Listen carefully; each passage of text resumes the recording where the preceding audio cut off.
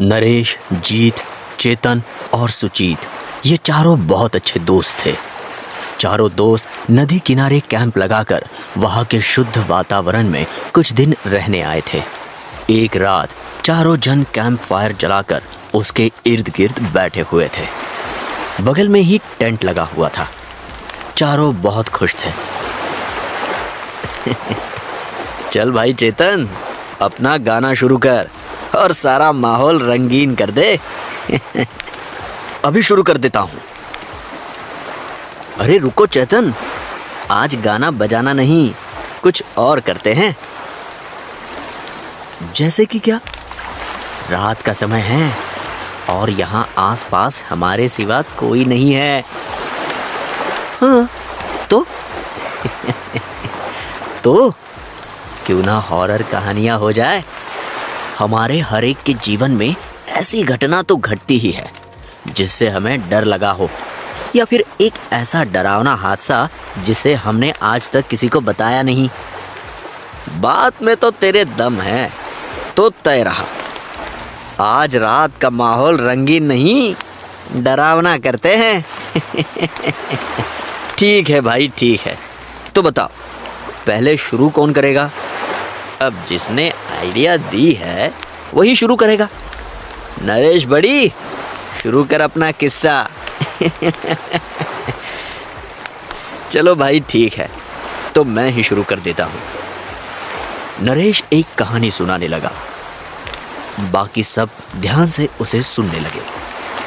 दोस्तों, आज मैं जो हादसा तुम्हें बताने जा रहा हूँ वो मैंने आज तक किसी को नहीं बताया, यहाँ तक कि मेरे घर वालों को भी नहीं। और तुम तीनों भी इस हादसे के बारे में किसी को कुछ नहीं बताओगे। वादा करते हो? हाँ, हम वादा करते हैं। हाँ, हम वादा करते हैं। हाँ। तो सुनो, ये 1 साल पहले की बात है। मैं जमीन के काम से अपने गांव गया था। पापा के गुजर जाने के बाद मुझे ही ये सब देखना पड़ता था। गांव में हमारा बहुत बड़ा आलीशान घर है। मैं वही रहा था। वो ये कि हमारा घर और बाकी बचे गांव के बीच एक नदी थी। अगर किसी भी गांव वाले को हमारे घर आना होता तो उसे उस नदी को पार करके ही आना पड़ता। और वही बात हमारे लिए भी थी, क्योंकि और दूसरा कोई रास्ता ही नहीं था। नदी पर कोई पुल नहीं था, इसलिए गांव वाले भी ज्यादा हमारे घर की ओर आते नहीं थे। हफ्ते में कोई एक आदमी ही आता था, वो भी जब पापा थे तब। पापा के जाने के बाद तो जैसे हमारा घर गांव का हिस्सा ही नहीं रहा। महीनों तक हमारे घर के आसपास भी कोई भटकता नहीं था। बस वहां पापा का एक वफादार नौकर था, दादू, जो घर की देखभाल करने के लिए रहता था। मैं भी बहुत सालों के बाद गांव गया था। घर की हालत ठीक ही थी, क्योंकि दादू वक्त से घर साफ सफाई करता था। मैं पापा के कमरे में रुका था। वहां से वो नदी और वो नाव साफ नजर आते थे। दादू बहुत ही चुप चुप रहता था। पहले मुझे लगा कि उसे पापा के जाने का दुख होगा, पर बाद में पता चला कि उसका स्वभाव ही शांत था। एक रात मैं अपने कमरे में बैठकर किताब पढ़ रहा था। जमीन का काम जल्दी नहीं हो रहा था, इसलिए मुझे बहुत दिनों तक वहां रुकना पड़ा था। मैं जब पढ़ रहा था तभी वहां दादू आया और सिर झुकाए खड़ा रहा। मैंने उससे पूछा, क्या हुआ? तुम्हें कुछ चाहिए? दादू ने बिना सिर उठाए बड़ी ही शांति से कहा, मैं सोने जा रहा हूं, आपको कुछ चाहिए तो नहीं? नहीं, मुझे कुछ नहीं चाहिए, तुम सो जाओ। मैंने उसे ऐसा कह दिया। मेरा इतना कहते ही वो बिना कुछ कहे सिर झुकाए वहां से चला गया। कभी कभी पता नहीं क्यों मुझे उसके इस स्वभाव से बड़ी ही चिढ़ आती थी। एक अपमान सा लगता था, पर मैंने उसके तरफ ध्यान न देकर फिर से किताब पढ़ना शुरू कर दिया। अचानक मेरी नजर खिड़की के बाहर नदी के पास गई, और जो मैंने देखा उसे देखकर मुझे बहुत ही अजीब लगा। क्या देखा तुमने? भूत? नहीं, वहां नदी में कोई आदमी नाव में बैठकर हमारी तरफ आ रहा था। तो इसमें अजीब क्या है?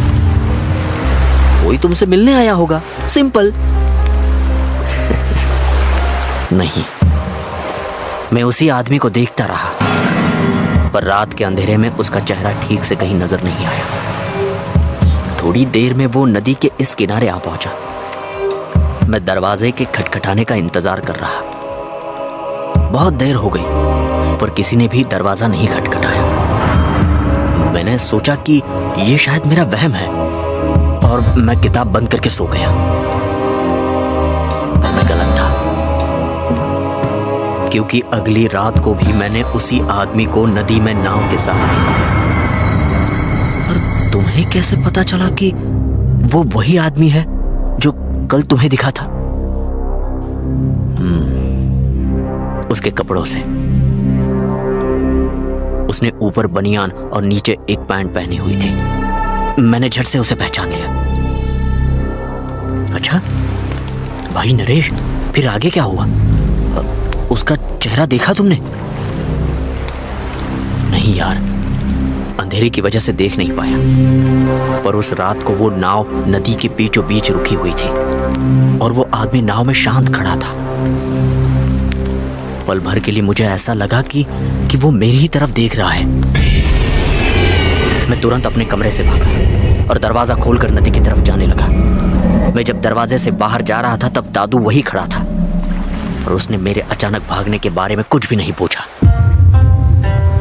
भागते भागते मैं नदी के किनारे पर आ पहुंचा, और मैंने नदी में देखा तो मुझे मेरी आंखों पर विश्वास ही नहीं हुआ। क्यों? क्या हुआ? कौन था वो आदमी? वहां नदी में कोई भी नहीं था, और वो नाव भी इस किनारे से बंधी हुई शांत खड़ी थी। पानी की सतह भी बिल्कुल शांत थी। मैंने सोचा, ये कैसे हो सकता है? कोई भी इंसान इतने कम समय में नदी के बीच से नाव में बाहर नहीं आ सकता, क्योंकि नदी का आकार काफी मोटा था, और अगर आ भी जाए तो ऐसे गायब नहीं हो सकता। मैं परेशान होकर घर में आ गया। मुझे थोड़ा डर लगा, और उसकी वजह से थोड़ा गुस्सा भी आ रहा था। घर के अंदर आते ही देखा कि दादू अब भी वही खड़ा था। जैसे ही मैं आया, उसने अपना सिर झुकाया। मैं गुस्से से उसकी तरफ गया और कहा, देखो, ये मुझे देखकर बार बार सिर झुकाने की जरूरत नहीं है। तुम उम्र में बड़े हो, समझे? तो दादू ने अपने शांत स्वर में कहा, ठीक है मालिक, और वहां से जाने लगा। मैंने उसे रोका और उस आदमी के बारे में पूछना शुरू कर दिया। दादू रुको, मुझे बताओ, क्या कल रात को कोई मुझसे मिलने आया था मेरे सो जाने के बाद? नहीं मालिक, पूरी रात भर कोई नहीं आया, दादू ने जवाब दिया। और अभी जब मैं बाहर भाग कर गया था तब यहां कोई आया था? बनियान और पैंट पहना हुआ कोई आया था कि नहीं? मुझे जवाब दो। नहीं मालिक, आपके जाने के बाद से मैं यही खड़ा हूं, कोई आदमी नहीं आया। दादू का वो जवाब सुनकर मुझे और गुस्सा आने लगा, और मैंने गुस्से में उसे डांटना शुरू कर दिया। ऐसे कैसे हो सकता है? मैंने कल भी उस आदमी को देखा, और आज भी वो आदमी नदी से गायब हो गया है। मैंने किसी को नहीं देखा मालिक। तो तुम कहना चाहते हो कि मैं पागल हूं? सब समझता हूं, मैं सब समझता हूं। ये शायद तुम्हारी कोई साजिश है। मुझे पागल बनाकर ये घर हथियाना चाहते हो, पर मैं ऐसा होने नहीं दूंगा, समझ लो। मैं उस पर बहुत चिल्लाया और कमरे में जाकर सो गया। अगली सुबह मैं जल्दी ही गांव में जमीन के काम से निकल गया था। दिन भर कचेरियों में धक्के खाने के बाद शाम तक मेरा काम पूरा हो गया। मुझे घर आते आते रात हो गई। दादू ने खाना तैयार कर रखा था, और वो खुद घर के पीछे लकड़ियां तोड़ रहा था। उस दिन मैं बहुत थक गया था, इसलिए खाना खाने के बाद मेरे पापा ने अपने लिए लाई हुई शराब मैंने निकाली और उसे पीना शुरू कर दिया। उस रात को बहुत गर्मी हो रही थी। और ऊपर से दादू बहुत जोर से लकड़ियां तोड़ रहा था। उसकी आवाज मेरे कानों को तकलीफ दे रही थी। गर्मी की वजह से मैंने शर्ट उतारी और एक बोतल शराब खत्म कर दी। तोड़ने की आवाज अब भी आ रही थी। मैं गुस्से में नीचे जाने के लिए उठा, पर अचानक मेरी नजर खिड़की के बाहर नदी पर पड़ी। नदी में वही आदमी था। इस बार मैंने देखा कि वो नाव में नदी के बीच में रुका हुआ था और अचानक उसने नाव में से एक बैग निकाला और नदी में फेंक दिया। सबसे डरावनी बात यह थी कि पानी की जरा सी भी आवाज नहीं आई। इस बार भी मैं दौड़कर नीचे जाने लगा, पर शराब मुझ पर बहुत हावी थी। मैं नशे में था। मैं दौड़ता हुआ दादू के पास गया। जैसे ही मैं वहां पहुंचा, अचानक किसी परछाई ने मुझे धक्का दिया और भागकर दरवाजे की तरफ जाने लगी। उसके पीछे अचानक वो आदमी कुराड़ी लेकर दौड़ता हुआ नजर आया। मुझे देखकर दादू भी उस आदमी को देखने लगा। परछाई वाला आदमी दरवाजे की चौखट से टकराया और नीचे गिर गया। उस आदमी ने उस परछाई के सिर पर जोर से वार किया और सामने वाली दीवार पर खून की एक रेखा सी उड़ी। दादू और मैं उस दिन खून को देखते ही रह गए, पर अचानक वो दोनों वहां से गायब हो गए। मैं गुस्से और नशे में दादू की ओर बढ़ा और कहा, देखा, मैंने कहा था ना, कोई आदमी है जो मुझे दिखा था। अब तो यकीन हुआ ना। देखो, हमारे सामने एक आदमी ने किसी का खून कर दिया है। वो दादू सिर्फ डरी हुई निगाहों से मेरी तरफ देख रहा था। मैं अपना आपा खो चुका था। मैं दादू पर टूट पड़ा। मैंने पास में पड़ी हुई कुराड़ी उठाई और उसे मारने के लिए हाथ उठाए। मुझे ऐसे आता देख दादू भागने लगा।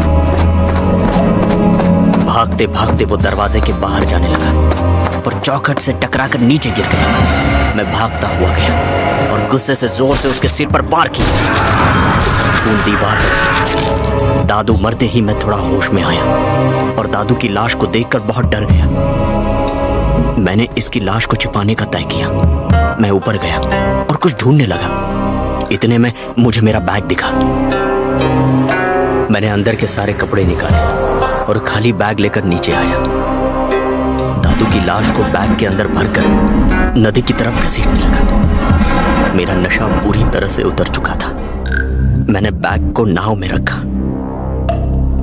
और नाव को नदी के बीचों बीच में ले गया। मैं शांति से खड़ा रहकर पानी की तरफ देखता रहा।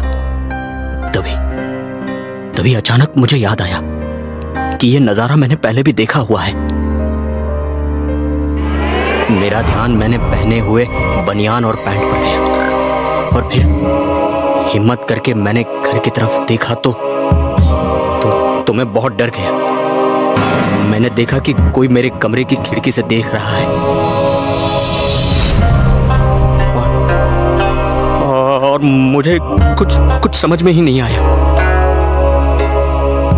मैंने जल्दी से उस बैग को उठाया और नदी में फेंक दिया। लाश को फेंकने के बाद मैं जल्दी से किनारे पर आ गया, पर घर के अंदर जाने की मेरी हिम्मत नहीं हुई। इसीलिए रात बाहर गुजारने के बाद मैं सुबह वापस आ गया। जीत, चेतन और सुजीत डरी हुई निगाहों से नरेश की तरफ देख रहे थे। थोड़ी देर बाद जीत ने कहा, मतलब तुमने खुद को देखा था?